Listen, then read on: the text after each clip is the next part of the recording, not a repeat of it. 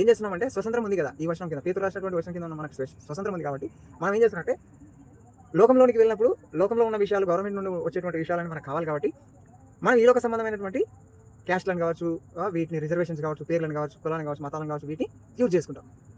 అంటే సాధారణ ముద్ర అనుకోండి ఒక రకంగా. ఆ తర్వాత మళ్ళీ చర్చికి వెళ్ళి మళ్ళీ క్రైస్తవులుగా మళ్ళీ క్రిస్టియన్ పేర్లు, క్రిస్టియన్ అక్కడ సంబంధించిన విషయాలు మనం అక్కడ ఆ ముద్ర వేసుకుంటాం, అంటే దేవుని ముద్ర వేసుకుంటాం. అంటే ఇక్కడ లోకరీత్యా వచ్చినప్పుడు సాధారణ ముద్ర వేసుకుంటున్నాం, ఇటు పరిశుద్ధ అంటే సంఘంలో క్రైస్తవులతో ఉన్నప్పుడు దేవుని ముద్ర వేసుకుంటాం. ఇక్కడ మనకు ఆ స్వేచ్ఛ ఉంది, నేను ఎవడేం అడగట్లేదు, 2 in 1 లైఫ్. అయితే అక్కడ మాత్రం ఈ తెలివిని అక్కడ ఉపయోగించడానికి మనకు ఉండదు. ప్రకటన గ్రంథంలో నీకు ఏదైనా ఒకటే ముద్ర వేసుకుంటావా, దేవుని ముద్ర వేసుకోవాలి. అప్పుడు ఈ లోకంలో లైఫ్ ఉండదు, పరలోక రాజ్యానికి కంపల్సరీ వెళ్తాం.